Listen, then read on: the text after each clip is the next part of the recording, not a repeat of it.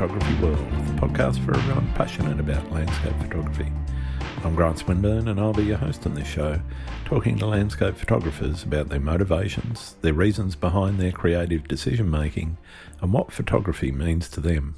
Bruce Hucko is a photographer, author and educator whose lifelong work explores the connections between art, place and culture across the American West. Based in Moab, Utah, Bruce's photography is rooted in the landscapes of the Colorado Plateau, capturing both the visual and spiritual essence of the region. His deep engagement with Indigenous communities, particularly the Navajo and Tewa Pueblo peoples, has informed not just his photographic work, but his broader philosophy of art as a vehicle for communication, education and healing.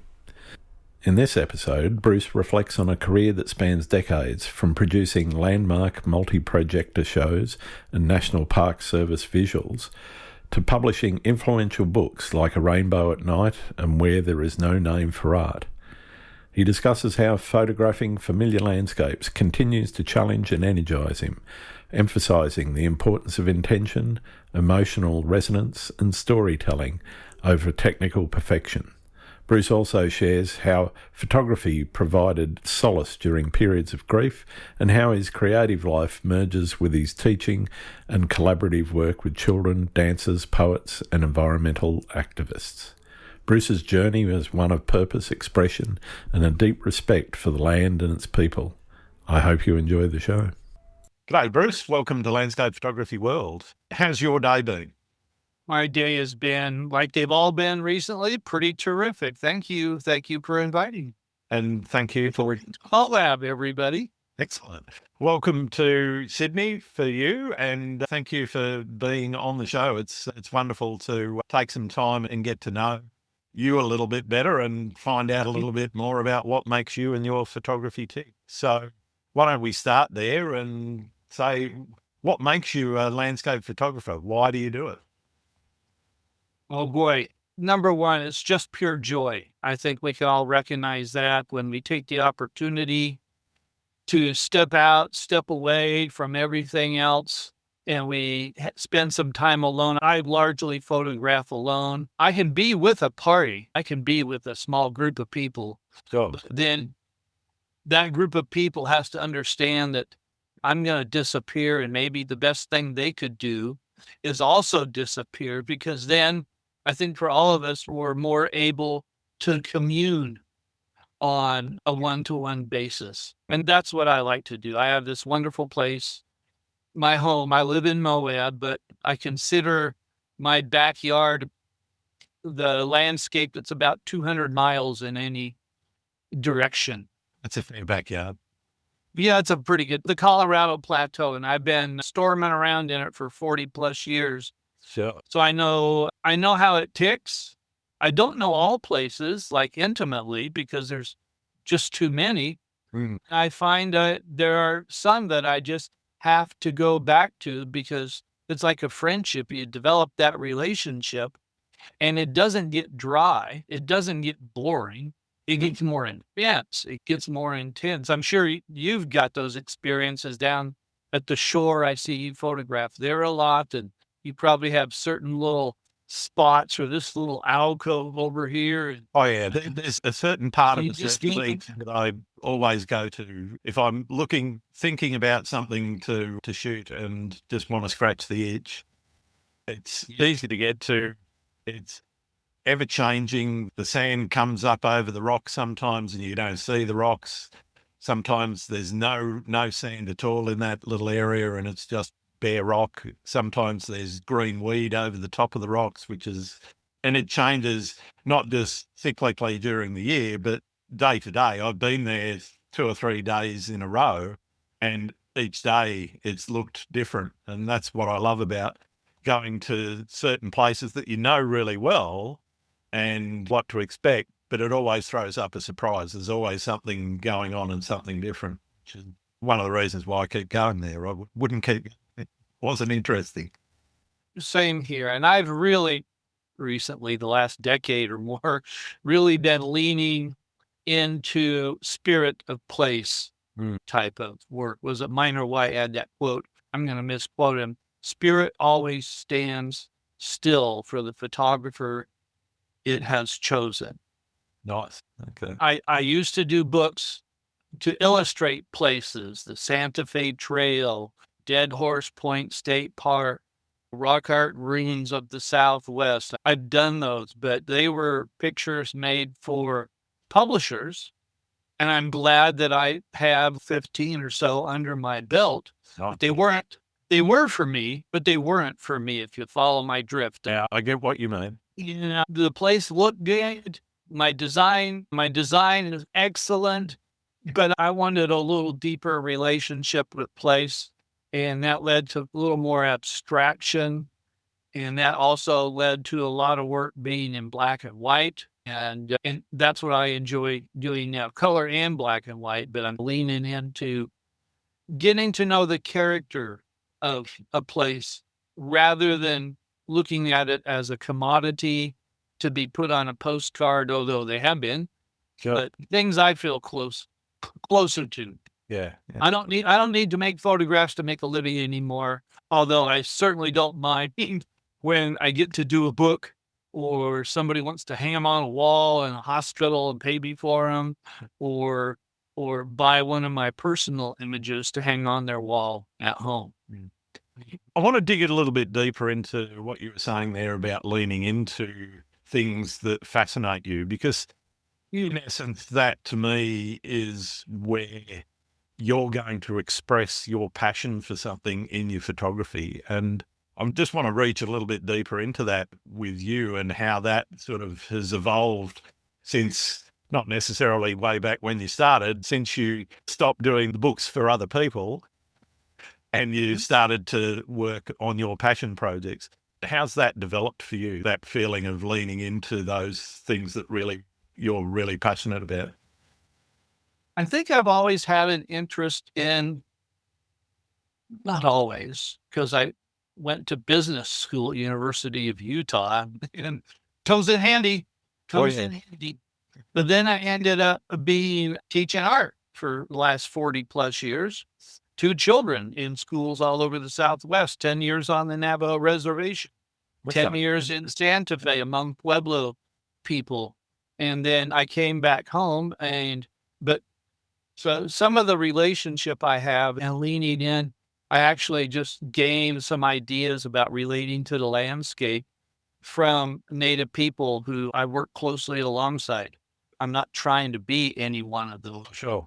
For instance, my good painter friend, Shanto Begay, like many Navajos, he knows his umbilical cord is buried in the ground outside his grandmother's hogan over there in Shanto, which is light shining on the water, on a place on the res. And that's true for many Navajos. So I don't know where my umbilical cord is. It's mine went into a bucket in a hospital somewhere. Yeah. And to just think about that, though, to know that your connection to the landscape is she's holding on to his umbilical cord. I'm fascinated, and I'm like, okay, how can I improve my own behavior around the landscape? And not that you can do anything, you can't take a class on it, but I spend time with it. I'm part of preservation projects and programs to do things. I feel there's some reciprocity. I feel good doing those things. I actually have to do those things. So I require myself to do those things. But if I haven't done them for a while, I still feel that the feeling is there. So I take more time usually when photographing, but not always. Might be, you let me know when I'm rambling. Henry Cartier-Bresson is my favorite photographer. Do you know his work? I do know his work, yeah. Yeah. So the decisive moment. That's it. And he does his in an instant, and mine might take a couple of hours waiting for that one cloud to just come slowly. This spot right there, and it's click. That's my decisive moment. That's it. Waiting a while for it. And I just enjoy the heck out of that interaction. And I feel that I bring something home that embodies, let's say, the experience. The experience has been great.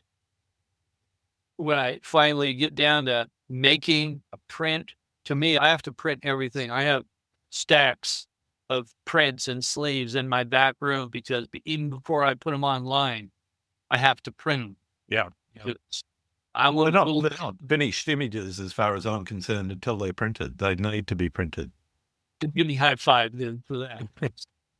You're so right. And I'm so broke sometimes. I'm the same. I was like, okay, more paper. Oh God, more ink. I just It's hard work. This stuff. I just had my printer fixed because I was going to have to buy a new one. I don't want to buy a new one because the old one, this 3880 is, thank you. You're my best friend. I try to buy the inks in bulk so that per ink cartridge they're cheaper, but it's an expensive business. Yes. But getting back to what you're saying, we evolve as people with our relationship with things. If we're fortunate, we're aware. And I certainly feel that through my photography, I've become more aware of just the world around me. So I feel like I'm always on. Yeah. Way back when, I wished I would have known it decades ago when I had Argus C3s and cheap little Vicar mats and running around crazy, backpacking with friends. I wished I would have had a more mature view of my art, of myself. Yep. We don't. So no, this is it. It only comes with age and experience, and you always look back. And it's one of the things I like to ask as well. Is there anything you would change in your career if you could? Wouldn't change a thing. Because I feel whatever that road you're on is, probably the only thing I would have changed is learning to accept. Accept whatever it is you have. We've all had our pitfalls. I've had some. And you can let them fester, or you can say welcome and have all your doors and windows open. Let it in and keep everything open. And that bad air is going to leave the building sooner if everything's open. Absolutely. It comes in more often, but it'll leave. But then overall, I feel more comfortable. So I can be at ease more at the landscape. Yeah. So when I'm out photographing and I'm at ease, you're seeing things that maybe you're seeing things that you're pretty sure nobody else is because they're all taking the camera and looking out. And away. Like last night, I was at Dead Horse Point State Park because I'd been up there 2 nights before. And there's this little zone I like to go to. And we've had fires all over the place. So we had this rosy, smoke-filled air. So the far distance was murky. I thought it was excellent looking. A certain quality. Sorry that it's the fire. But down at my feet was all this great detail, the layers of stone coming out in some abstract little shapes and staining that I'd never seen before. Even I've been there for two decades going to this spot. And I looked at the viewpoint way over there. Everybody walks to the viewpoint and they're looking way out across the looking on the horizon. Far distance. And I was just having the best time at my feet. But so that's one of the things I notice about my work that I like to do. I like to find those close up, cool details, abstract them, say to people, look at this cool stuff right here. And then maybe just get enough of the skyline or enough of the distance in there. So people might go, oh, this is part of this world. It's a sense of place without necessarily focusing on the overall wider scene. Yeah, the big vistas. I like big vistas, but I like that draw from the super near to the far. It's just, I can't not do them. I do my little details and fun things like that or other things, but I just like that evolution of the landscape from right here, quite abstract. Because it is. And then that little teaser off in the distance. Nice. It could be because my dad many years ago, and he was alive and I was just getting started and stuff, he'd always go, God, I wish you'd put something in there so I know what size things are. So it just could be I'm just getting back at Dad, even though he's long dead. Thanks, Dad. Nice. I'm interested in what came first. Was it getting out into the landscape and then you just happened to have a camera with you, or were you going out into the landscape specifically with a camera to record it? No, I had always got, let me back this up. Born in Montana, raised in Salt Lake. No, I'm not. My mom's the Montana part. She was an outdoor girl, her and her 13 siblings. Wow. And they lived on a 3-acre farm. So they were always out. She worked in Yellowstone National Park, and the part of the park that has the bears up in the northwest corner and the geysers right there and everything.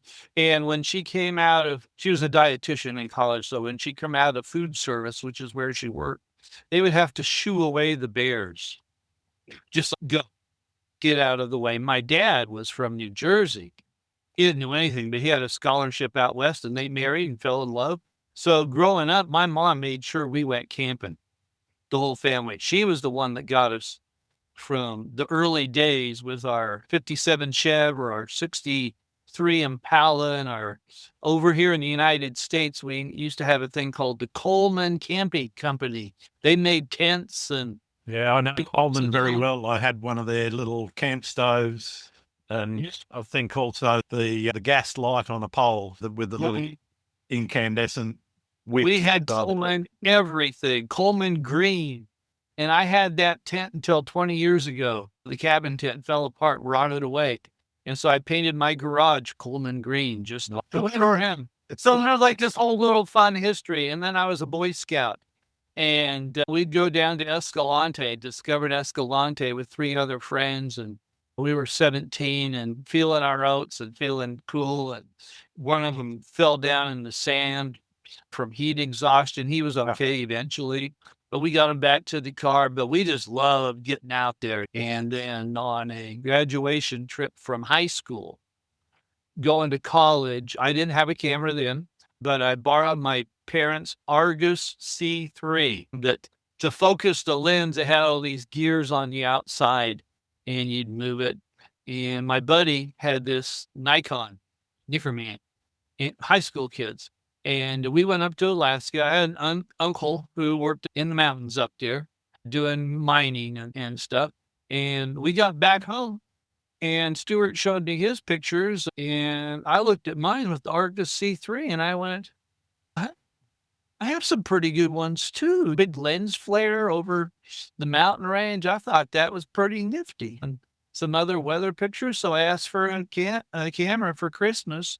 Excellent. And I've been cameraman ever since. We go jeeping with our friends, college friends, and I was cameraman. I was documenting, taking pictures, and build a darkroom in my parents' basement. So under the stairs. Yep. So as we went from developer to fixer, I keep shorter because it was under the stairs. And that's all it was. So I just developed a fascination for, that's how I see now looking back and having studied things a lot more. That's how I perceive the world. It's is through stills. I don't perceive it really as film even going by. I perceive. Interesting. Skill. I want to dig into that a little bit more because a lot of photographers talk about they see the world differently. And I think what you just said is one of the best expressions of it that I've heard so far. And it is very much, you go about the world and you'll see something and you go, that will make a really nice frame. And might be the right light at the time, but it might be because the light is really good, but you do walk around the world with a different viewpoint to most people. Most people are wandering around and what they see is what they see, and whether they take notice of it really depends on how aware they are about their surroundings. But I think photographers, and what you were saying there, is something that really, you do look at the world differently. How do you think it has changed the way that you do look at the world, being a photographer? I think being an artist has helped quite a bit there because although my first art form, and still it primarily is photography, When I was working in the elementary schools, that's how I got introduced to the elementary schools. And I found out I had a rapport with the kids. Nice. And so I've been doing that nonstop for 40 years, being hired by school districts to be the art coach. And so in what I do, we don't do cotton ball snowmen and little fun crafty things. Like kindergarten kids learn how to paint their mother's faces by we study the face. We have these interactions with the kids looking at each other, and then they're familiar so they can visualize where a face goes and nose and all that stuff. And then sometimes they bring their pictures of their moms in, or they just do it from memorization. But we study various elements of art and the principles starting in kindergarten with things I do. So I have to be pretty well versed with that because kids will take you to school with their questions and things. So looking at the world as a visual artist is where I want to take that idea to broaden it out there. And of course, photography is a visual art form. We just work in reverse to painters. Yeah. And we have full canvas. We have to isolate, which is an interesting prospect, whereas they can pick and choose. They can take a nice rock from over here and a river over here and get rid of that stuff in the middle. We can do that. We can do that, but doesn't look so great.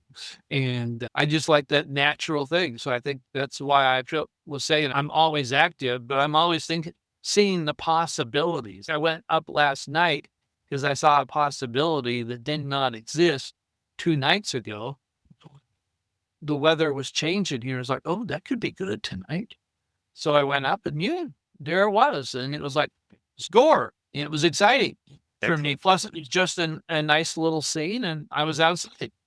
So I don't need photography to get me outside. I'll take a long walk, rarely without a camera bag on me. But if I come home and I'm empty, fine. I still have a great walk.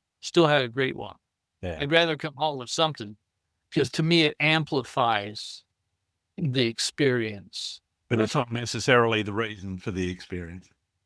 No, you need to experience first. You need to just live life and experience and have as tuned in and turned on as experience as you can have without using drugs. Absolutely. I think the photography is the drugs. I totally agree. It is a drug. But both in that it's expensive. Yes. And it's very addictive. Yes. I used to shoot view camera.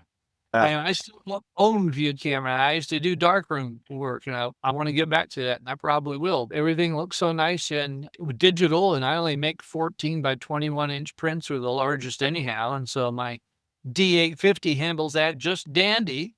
And but the expense part, if I had, let's say it's basically $10 a shot. Color film, 4x5 film, you buy it and then you have it processed, you put a stamp on it and you load it, black and white or colored. $10 a pop. That's it. Try doing that, you motor drive users. So I haven't sped up.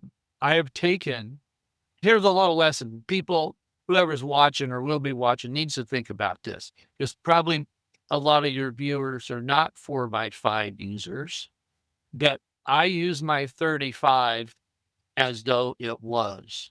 Okay. 4x5 gives you a couple of things. Number one, it inverts the image. That, since I was doing 4x5, that's helped a lot because that inverted image, you're no longer seeing nouns. Yeah. You're seeing shapes. And then balance has to be there. So in my mind, every photograph I make, I'm not doing this. I have to turn it upside down, but my mind is. I can tell right off the bat because I've had that 4x5 experience. And of course, 4x5 requires a little more intent because you can't just go pop and then, scooch over a little bit. Oh, some more sheets of film because all of a sudden that's $100. That's it. Yeah. And it's okay. No dinner tonight. Rice and beans. So that's the expense part too, ties up with that. But it's the intention, the working intention. And I could sit with it. I could sit with something for hours if need be and work an image. I'll do 3 in different slightly compositions, or if I'm focus stacking, but that counts as one composition, and I'll walk away. So many people, it's I'll go home, see if I have anything good. No. And pray is not the best way. Yeah, you need to know you have that good thing in your frame. You don't even need to go like this. That's such a weird thing. I never do that. Sure. Hard it seems. If I click, I know I've got it. Why am I doing this? Am I questioning what I just did? No, I just did. Yeah. Old habits die hard. Weird characters, photographers. We all have our little. Definitely.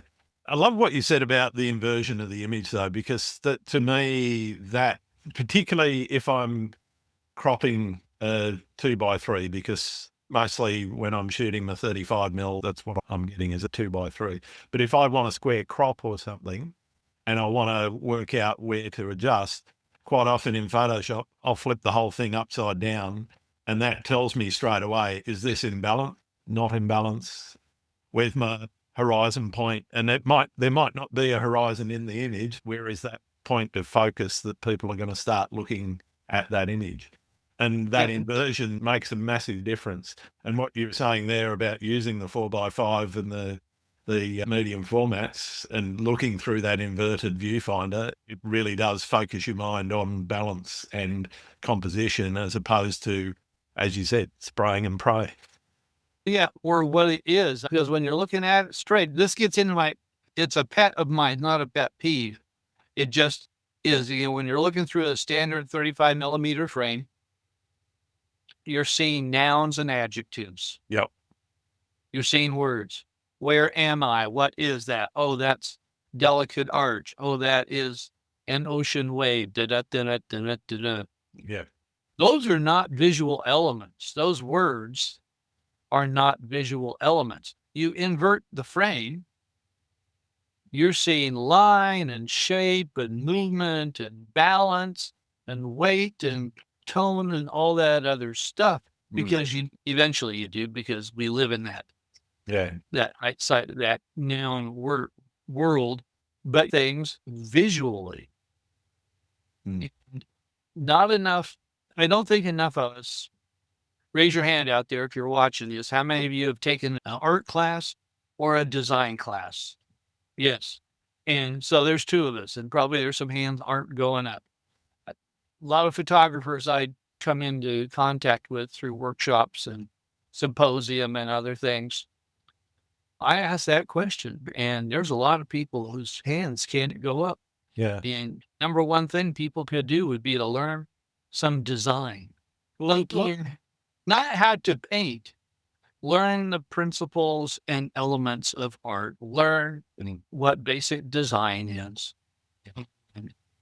because that's the language of art. In photography, if you believe it's an art, and I do, that's the language we need to be speaking. And it's a little embarrassing sometimes how many people in our profession or the practice of this thing, photography, don't know the language. Yeah. A lot of people start. Yeah, I totally get what you're saying there. A lot of people start with the gear, and it's all about, I've got to get the best gear I can get. And various budgets give you different gear. I've had beginners with some massively expensive gear that really have no idea, no clue about those artistic elements. And they're the things that I think workshops and so forth can actually help teach people is, okay, once you understand your gear, that's the first element. That it's like, how do I hold the paintbrush for certain strokes? How do I use certain strokes to do different things in painting to give me either texture or tone or smoothing adjustments? Then now I know how to use a paintbrush. Now I know how to use my camera. That's when you actually start the artistic pursuit, which is, where am I placing the story in the image? Where am I placing the characters from the landscape? Or if it's people, where am I placing the people in the image? And that, I think, really hit the nail on the head there. I'm interested with you, though, where did the art start? So what was the first point where you said, you mentioned that you were documenting when you were out, you were the cameraman with your gang of friends. At some point, it must have gone click. Oh, this isn't just a photo of this place. This is something that's artistic. Well, it's probably the art.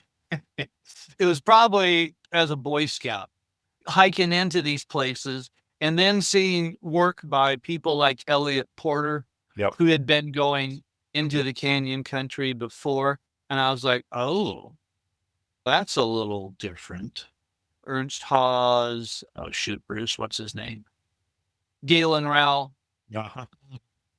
And people like Ansel Adams came along to me later because I got introduced to black and white later.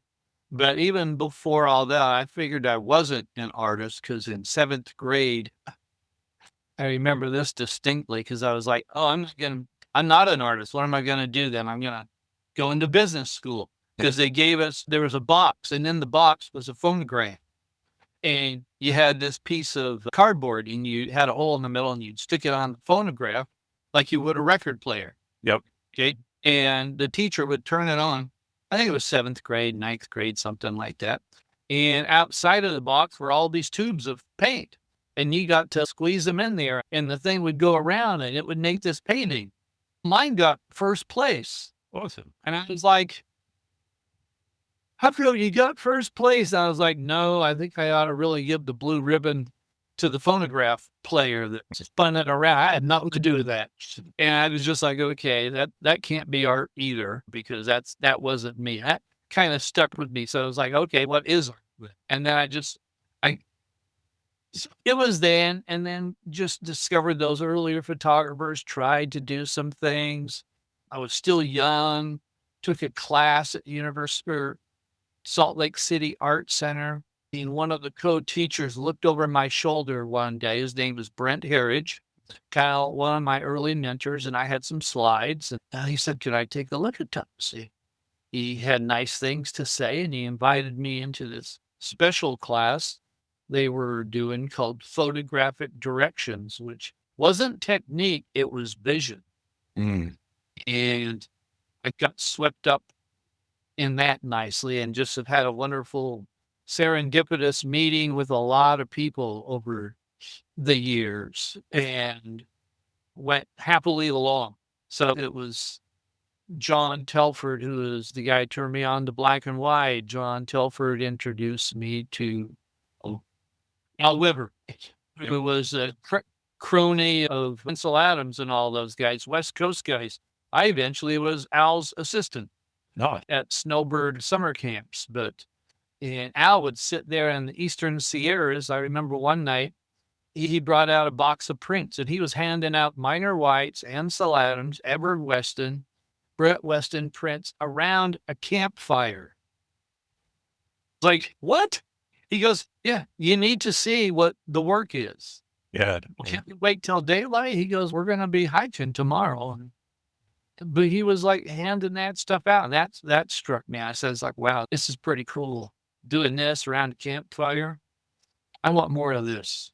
Nice. I want more of that. And that was well before I came art coach. And I got into teaching art to young kids. And that was like the best addiction ever. Yeah.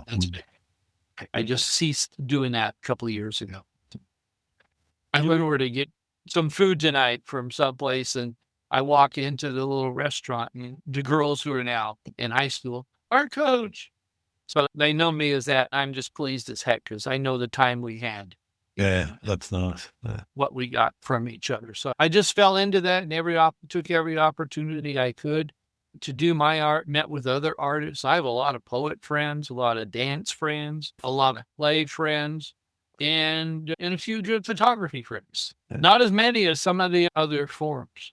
Yeah. Having gone through the book projects, yes, and working in that sort of way where you have an objective, you've probably got time frames and those sorts of things. Has that carried through into your own passion projects? Do you create your own projects and say, okay, I'm going to hit the trail and go down this trail and explore almost everything I possibly can here, and then come back with a body of work that says, okay, that's this place? Or is it more freeform? Glad you asked. Let's say, can you see that clearly? I can see that clearly, yeah. Okay, so this is a collection of mine done on published via blurb.com. You know, it's Yeah, and it's self-published. Nobody's going to buy this thing because it's like $150. But I have it, and guess what? I get to sit here sometime and look at my work in the pages of a book, and to see what it looks like as a body of work. I really believe in bodies of work, but I don't go out to do them. It was part of what you were asking. I'm just out photographing after a whole bunch of years, for instance, Grant, this one, and working on documentary projects and recording signatures by these old explorers from the 1800s so we could figure out where the stuff came from because we had and just all this stuff. And then turning to black and white for these things, because what I got excited about mostly was the poetry of place juxtaposed with the natural geometry of the built environment. Yeah. And that's just been one of those things. It's not, people call them ruins. They're not ruins. It's somebody's home. Yeah. They've long ago abandoned it. And it's set in this setting. So there's a relationship there. And I play with showing that relationship. So that was that. I just decided I had to turn it into a book, and I wrote some text for it. And I've done that about 15 times. And so, yeah, another one was this little guy. I did this. Is called Walk Into My Heart. Nice. And I was on a trip with a good friend of mine, Colleen Minnick. I think Guy referred her, or you to her. She's a good pal. And there's a place called Glen Canyon here in the southern United States. A thing called Lake Powell is on top of it, buried. It's a reservoir, actually, so we should use the actual name because it's a body of water behind a dam. That is not a lake. That's a reservoir, so don't pretty it up. We dammed up and put in a damn nice place. So 3 years ago, the water level was, 3527. And it was down so low, this beautiful waterfall, this is called Cathedral in the Desert. For those of us who live in the Southwest, some of us, this is like going to the Vatican or something. This is like the bloody heart of the whole Colorado Plateau. And it was down so low that you had to walk a quarter mile to get up to it. Wow. And the monkey flowers and mosses, they had come back. This thing had been buried way up above to the ceiling of my room above this level. And it had found its way back in about 3 years with flash floods. And so Colleen and I'm not sure where I'm going with this. We went there because it was low enough. I wanted to go visit it, but had to take a power boat. I called the only person I knew who would go there and be quiet with me. Like we would be there together and we wanted to talk, but to some of us, this is like the most sacred place on earth. Yeah. And it was wonderful to find we didn't know that part of our friendship, but we found that part of our friendship that day. Nice. And we wanted to photograph. So this is all about photography. Yeah. Because it's about how you think about places, how you feel about those places and the people you're there with. And it was quite amazing. We were there solo that afternoon. We motored out to a nice sandy beach and I made my famous tacos and we had some tequila. And then we went back in the morning and worked again solo. Nobody was there. And about the time people started coming in, we were finished. So it was this kind of like the gods are with us. Nice. time, and it was just so special. And that was with somebody else. We've had others. I've had events like that with other photography friends, but we get them with ourselves, and every day should be full of them. And if you're an active seer, they can be. You don't have to have a camera. No, that's right.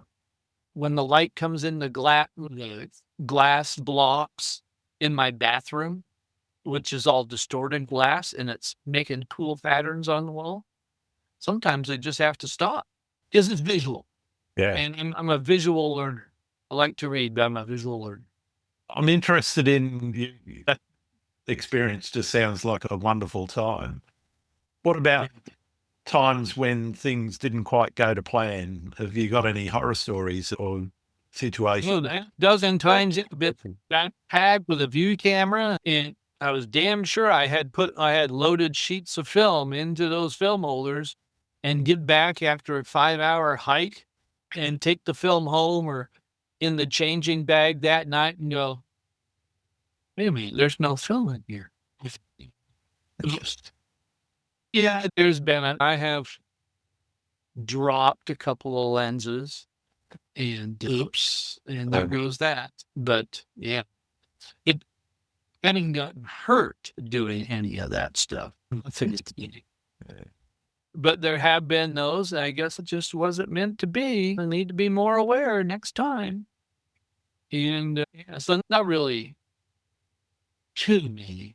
I look at some places I've been. I wish I could go again, but I don't have the legs or the stamina to go some of those places because now I think I could come back with some really nice work. But I go, okay, they were practice. So yeah, put it down to experience. Johnny Cash tells this funny story. I guess John Denver, they were doing this album called Will the Circle Be Unbroken. So it was Johnny Cash, John Denver, Eddie Gritty Dirt Band, all these people. And it was John Denver's turn. And he was nervous. And he's sitting there and he's going, this is just practice, isn't it? John Cash leans forward and goes, they're all practice, John. And it's like, I heard that 40 years ago. If you mess up every day, it's like practice for the next.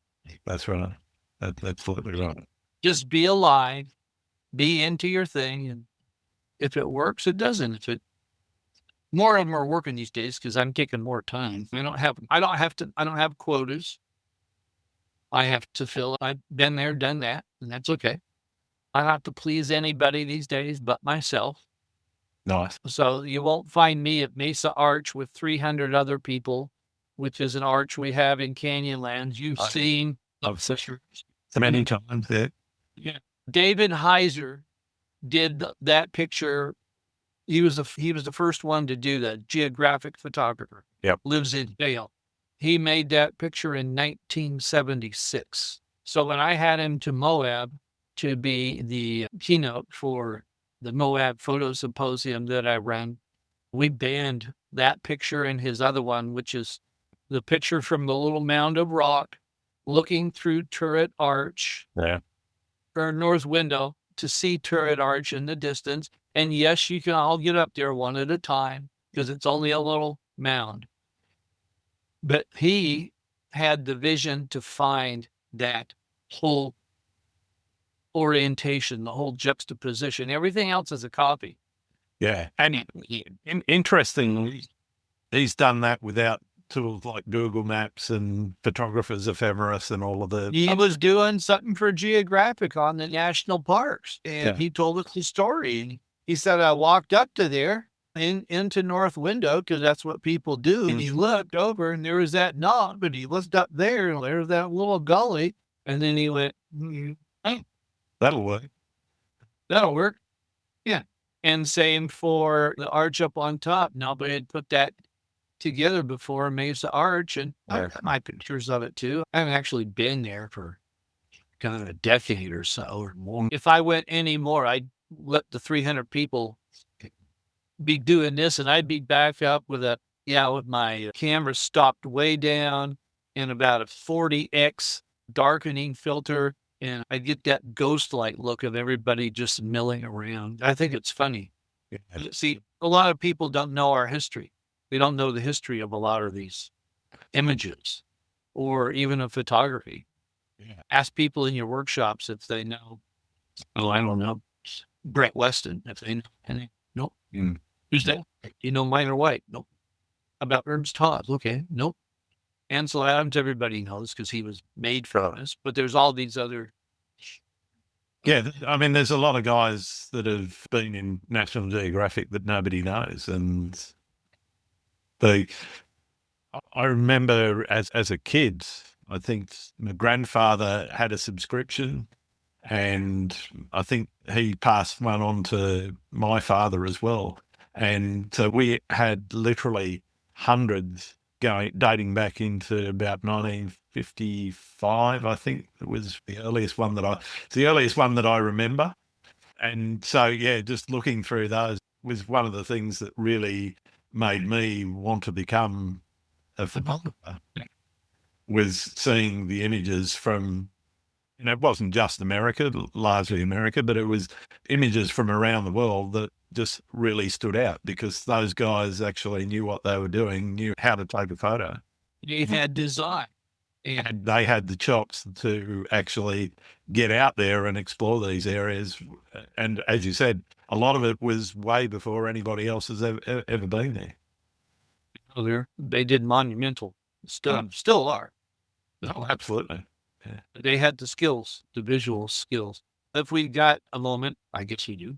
Well, You brought up something about story before. I've been thinking about that a lot recently. Everybody uses that word story. I don't anymore. If I was going to use anything, I would rather my pictures be more like poetry. interesting. And that's for this reason. Because what's a poem? A poem, every word is considered. Okay. So are the spaces between the words. Yep. Okay. So is the location of the word on the page. So is the rhythm, the sound of it, because poetry started as spoken word. Okay. It wasn't written down to be read. It was initially spoken. So and then when one or more words get together, you have this thought, this phrase, this meaning, understanding take place that's greater than the sum of the parts, basically. It has a whole new meaning. And that's what I hope to be doing with my work. Because a story is description. To me, it's a lot like illustrating. I hear the term visual storytellers. I'm going to be the first one to say, and even doing the poetry thing, it's like, it's not that either. It's a visual sensation. If it has meaning for me, I could verbalize it, but it better be a good visual. Better be able to turn my pictures upside down. I like them just as much as side up, and because they have to stand on the visual. And if they're visual, that means they're not verbal. So here we are talking about it.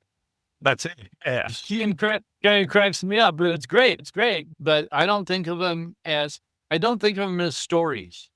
You're not going to find stories in my photographs. If you are, that's fine.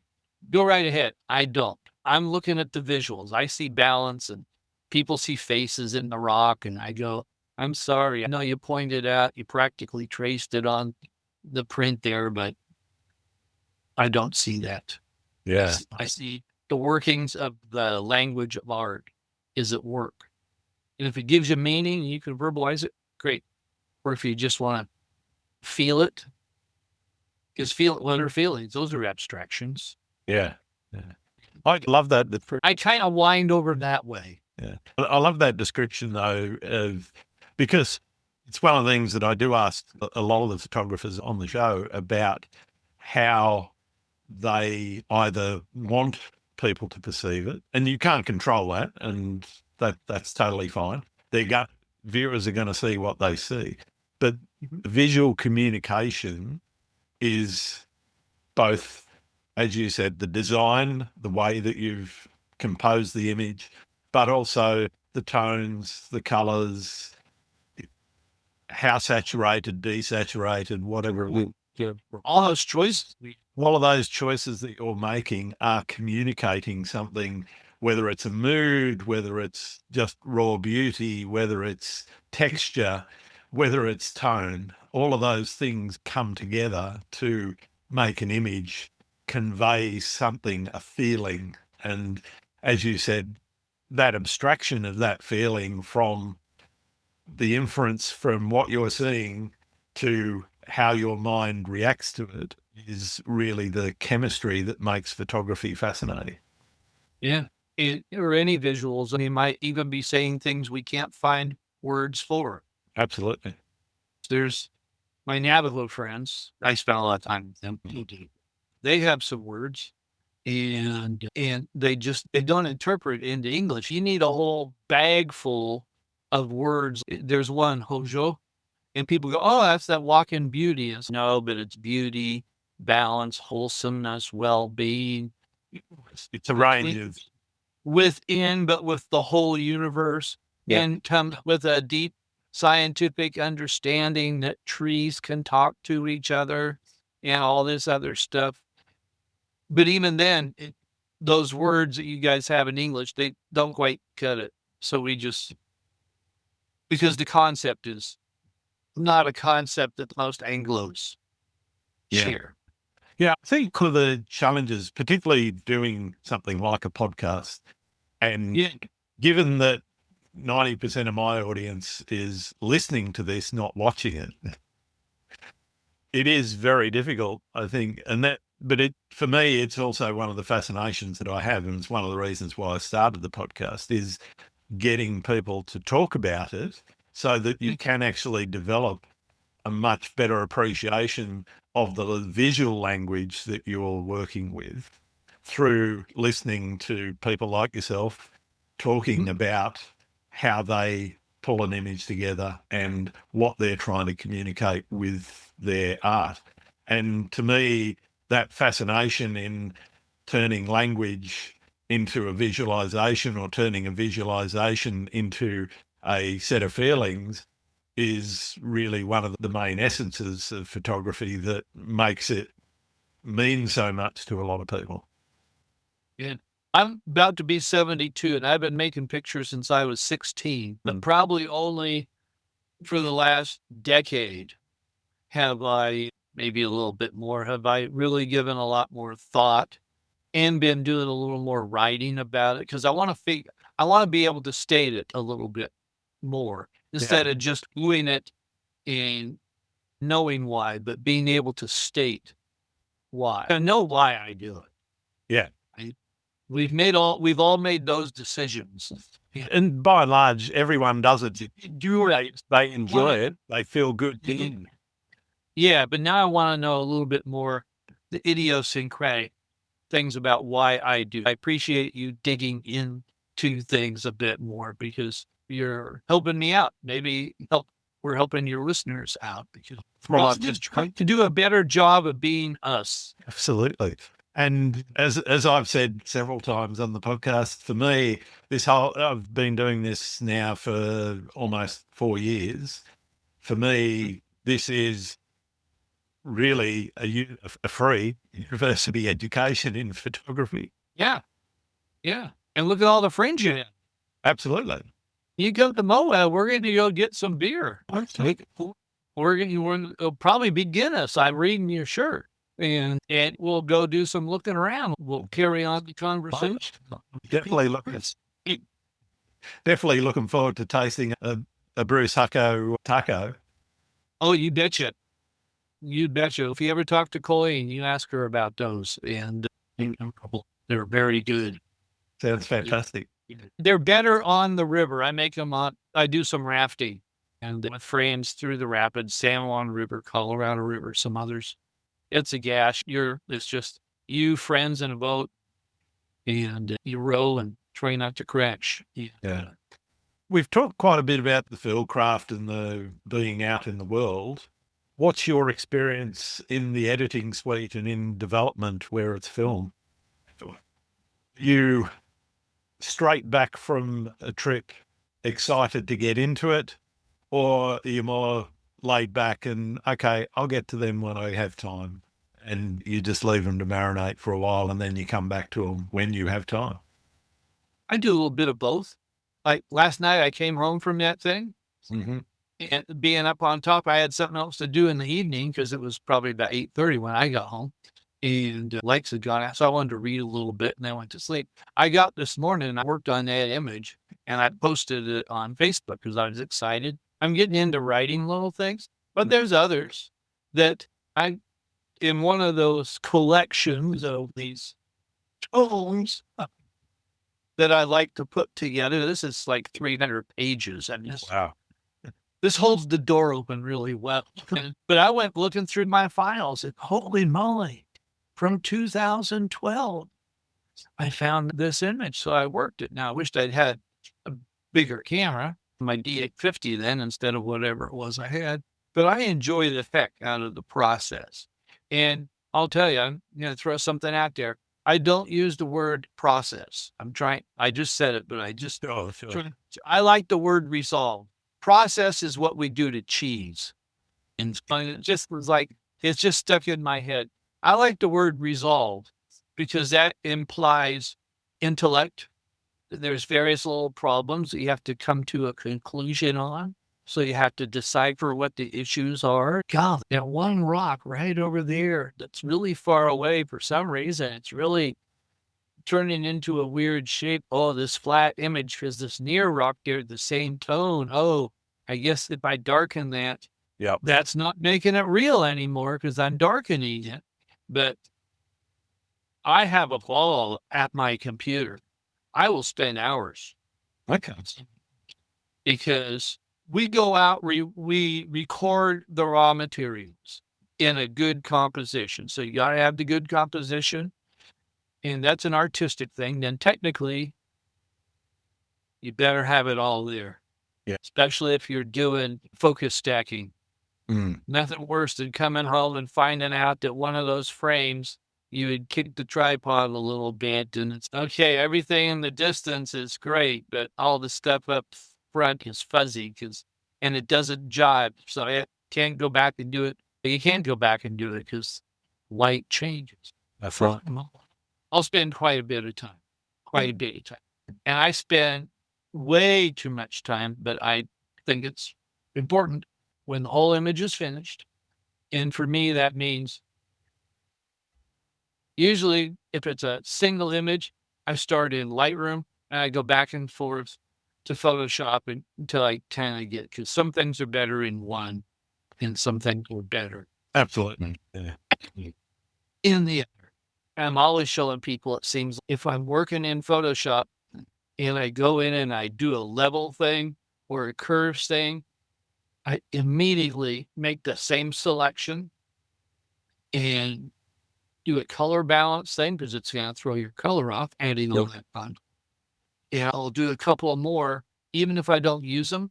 I'll have them right there because if you move on to a different selection, then you have to go back and do that. But the thing I do a lot of is I will go in and I will 300%, 200%, and I will go around the edge of my frame and I'll find where there's little white spots or specular highlights in water. I photograph a lot of water, and I don't want a standalone specular highlight, even though it's natural,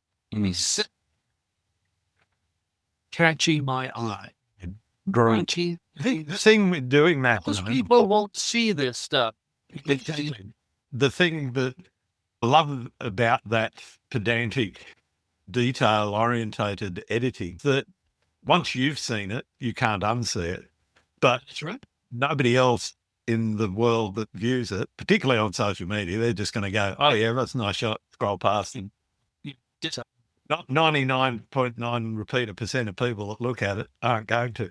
But you won't see. I know you're out there. You will, but also one of your good photographer friends will look at it and go, yeah, but my eye keeps getting drawn to that specular highlight.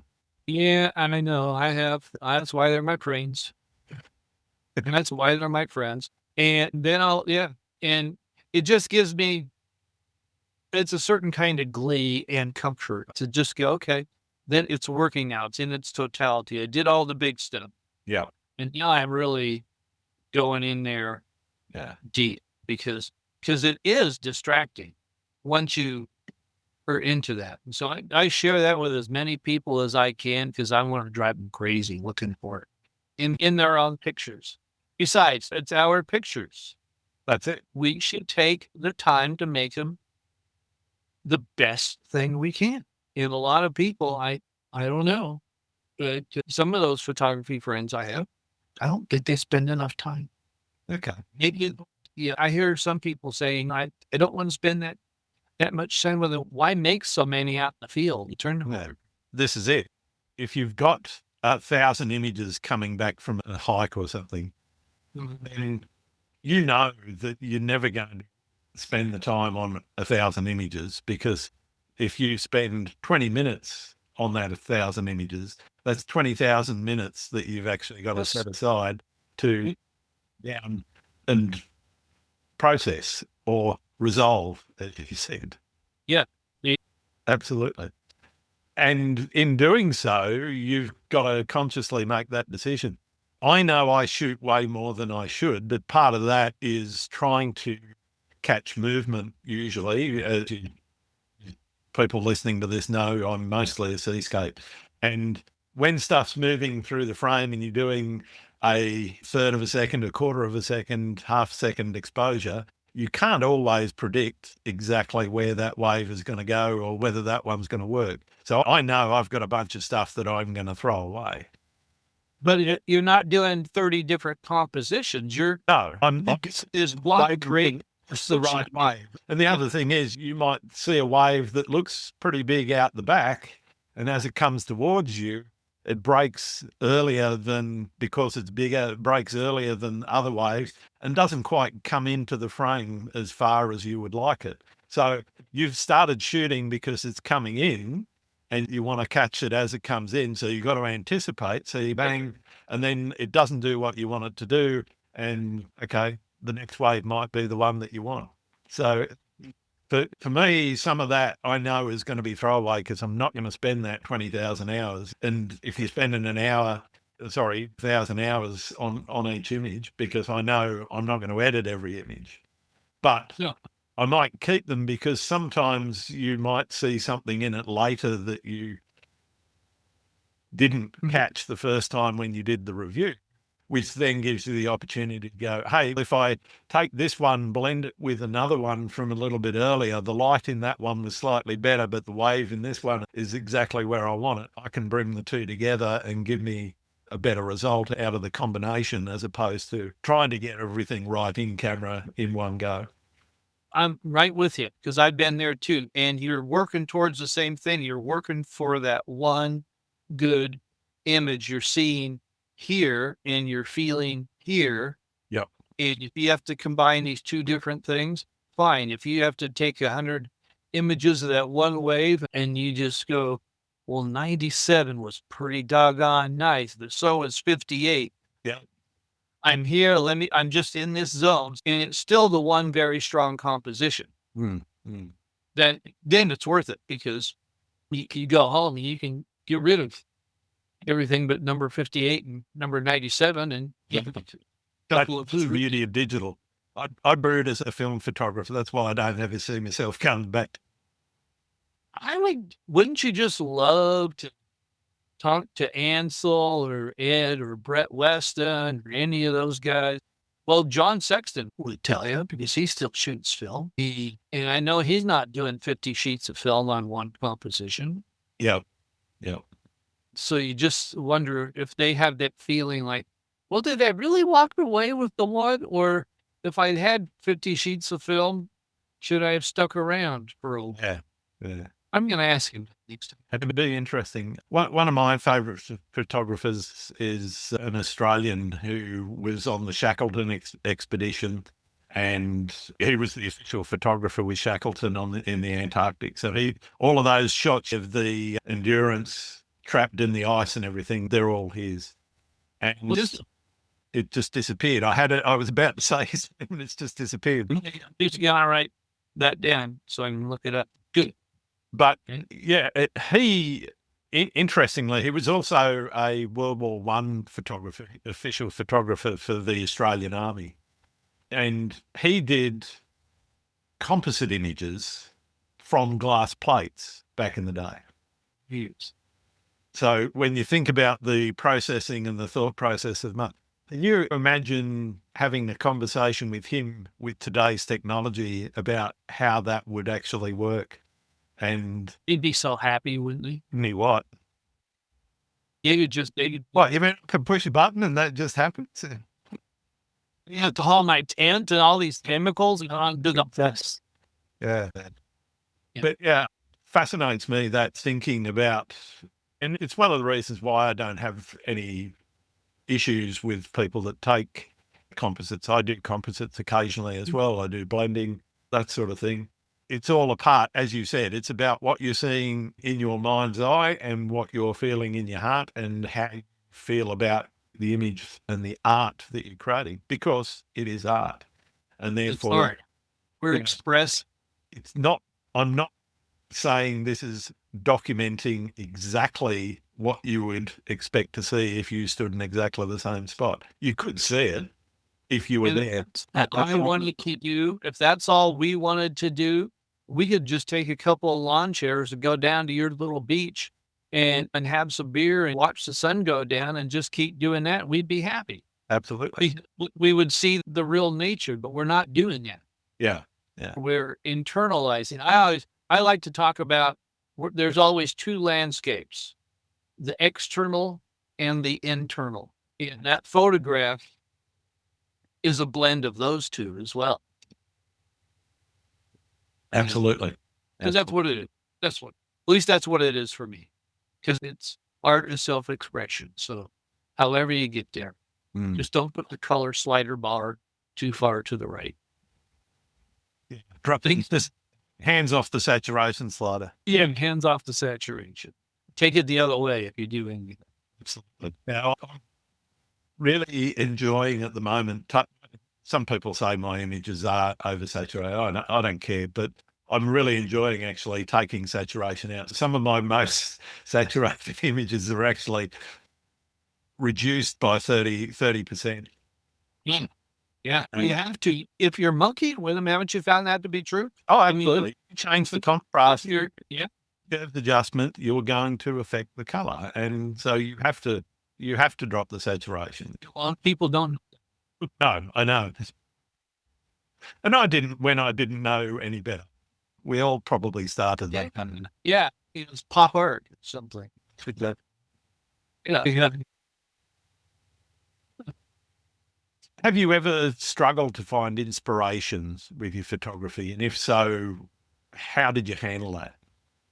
Yes, I have. Sometimes you just get tired. Or all those years I was working in the schools, say when I was working here, I was there a lot. I was not one of those teachers that left at 3:30 in the afternoon when the bell rang. I was teaching, I had stuff to prepare. So I couldn't go out some evenings. And then on weekend, I was beat.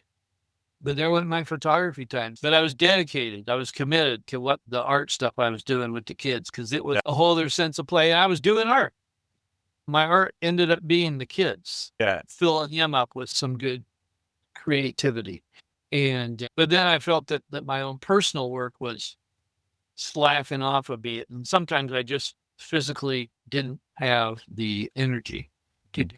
A couple of years ago, I won't go into details, but I was at a very low spot. Emotionally, I was just about ready to call it in on Henry. Put it all away. And because art can save your life too. Oh, totally. It saved mine. And I would take these once a month trips. Not far, but I would just go out, and I was still tormented by myself. What did I call this thing?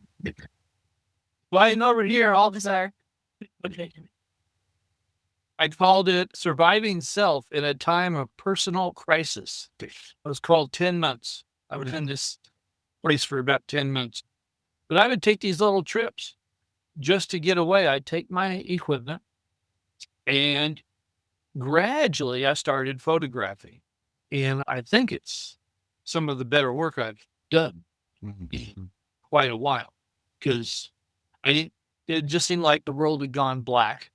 And I went from deep shadows because I went, I am a photograph now, but I'm too dark. I got to step out of the shadows. I got to find some light. And I ended up doing it. And I'm in a much better place. Nice. But every once in a while, you just kind of go dark. And I was fortunate because I have stuff I want to do. I wasn't going to off myself. But Yeah, it was going to be a dark place. And when I had the realization, I'm a shadow. I'm one of those old, terrible prints I used to be under the stairs in the house. I'm a little gray. I'm not enough contrast. And I started building those things back into my life a little bit because I'd already trained myself how to do it with camera and film and camera and computer. I just had to do it with me. So, dig it. Nice. So on those little moments when you find yourself that way, again, I was able to, okay, we got to let some light in here. We got to open up those shadows. What's in there? We take a look. But because open shadows are a lot better than just black. Absolutely. Easy. So yeah, it's kind of moved its way around. It's photography had, in that case, saved my life with the help of a couple of good friends. Yeah. Photography has been the life, whether I've been working for other people or doing it just for myself, or if I'm teaching art to kids and I'm not doing photography, or if I'm taking a walk with friends or riding my bike around the block or whatever. For me, it's all still photography because the shutter's going off and I feel like that means I'm living in that moment intently and hopefully intensely. Nice. We'll just keep clicking away. Definitely. Yeah. What's the best and or worst piece of advice anyone's ever given you? Ooh, yes, piece. Worst piece of advice. Wow. I can't. Probably was straighten your tripod. Somebody probably had to say that more than once. Like, it's leaning over or tie a rock to it. I've seen that happen so many times to other people that was like, yeah, that's that little hook at the bottom. Yep. The head there. That's a good thing to cinch your pack onto. Definitely. That's how I lost the camera and the lens once. Clank into the river. So that was probably it. But the other ones I learned, the whole 4x5 thing, it was like monumental to me. Is first deciding I wanted to try that. Yep. Is that was big time. I still have a wet dark room. I just don't use it. It's filled with Amazon boxes right now. But one of these days, because that's a whole other. I get into that zone right here too in the computer. I'll have some music on, but I won't have clocks on. I'll tape up the clock that's up in the corner of my computer because that's what the darkroom was. It was timeless. Yeah. I'm going 3 hours at 7 o'clock and you'd come out thinking it was 10. It'd be 5 o'clock in the morning because you'd just be in that zone. And that's something that I've tried to create here. So I have to look and close the blinds over there and no clocks. Turn all the phone stuff off. Nobody gets to come. Have a sign on the door. Stay away. I'm working. And because I don't want to be interrupted. I like that zone. It's like looking through that viewfinder. Yeah. Scooching that tripod over a little bit when you're making your composition. That is sacred time, man. That's good stuff. That's not to be interrupted. Definitely. What do you do when the wife calls and says, honey, what do you do? I get up and go because Okay, you're a smart man. Happy wife. Yes. Yeah. I can't really think of, I'm kind of stuck there. That's fun. What's the future of photography and what are the challenges facing photographers right now, do you think? I think the future is wide open. I like getting different magazines, looking online and seeing all the stuff that people are doing. We're in this very little small niche of landscape photography. And I love it. And I'm not moving out of it, although I've done some people work and things like that. I thought I was actually going to be some sort of Henry Cartier-Bresson person and travel the world. And I didn't. I got into my nature stuff. Sure. Do I still do that? Yeah. And that's why he's my favorite, just because of what we talked about earlier. And I think it's image making. It's not even photography anymore. We're a small niche in image making. For those closer to what we do, was it advice? I'd say take some art classes. Back to what I said before, get a design class, learn the language of your art form. Most people don't. They think sliders and, I'll just practice here and I'll keep sliding until it looks cool. No, learn what they do. Have a reason for even putting your hand on the slider. Yep. Really, just know your art form. A lot of people don't. Yeah, fantastic. Take a workshop from Grant, people. Are there any photographers out there that you think I need to be talking to? You mentioned Colleen, but I've already got her on. I actually wrote a couple of in words, my little lid. Yes, there are. There's a woman by the name of Deb Hughes. Mm-hmm. She does a lot of in-camera movement. Charlotte Gibb. Yeah, I've got Charlotte on my list, yep. Okay, I haven't spoken to her yet, but the lady of Yosemite. There's all those great guys there, William Neal and some guy by the name of Ansel, and all the other, Michael Fry. Yeah, her stuff is just, she is as much like her photography as anybody I know. fantastic. Inner outer spirit. Chuck Kimmerly. Okay. Have you heard that name before? I have, yeah. He's black and white solely. He photographs the in-between places. To me, he's one of the more original people working in photography. Yeah, I definitely agree with that. Plus, he's just a really cool guy. And Huntington Witherell. Okay. Huntington's? I haven't come across his work yet. Oh, boy, are you in for a treat. Yeah, he's a fabulous fellow. Part of the California group. He's down there. He's just all over the board. The blended images that he does. I think you'll have fun with that with Flora. And a real smart guy that speaks well on photography to the point. I think he just took over one of the columns that Guy was writing for. It may have been Lenswork. Okay, yeah. Is that? Yeah, maybe. And then he took over the whole column. He's a great voice, very compassionate, giving guy. Fantastic. Thank you for those. It's great to hear a few new names that I haven't come across. It's always good to explore and find people's work that. One Spanish guy,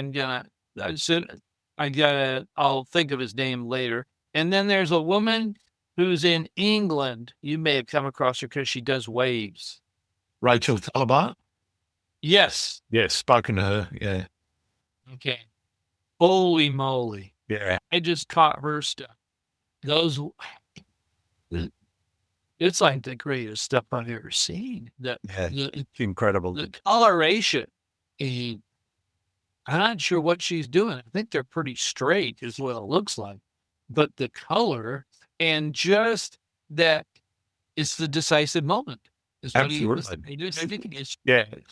If you want to hear more about her, take a listen to her episode. I can't remember the number, but if we've already got her. I've already spoken to Rachel. Yeah, take a listen to that episode if you can, because she goes into detail about how she lies on a stomach on a beach with the camera up to her eye for hours on end, just watching for, as you said, the decisive moment. And she does an absolutely fantastic job. There's one more guy who's over in England. He used to be over here in Salt Lake. Nat Colson.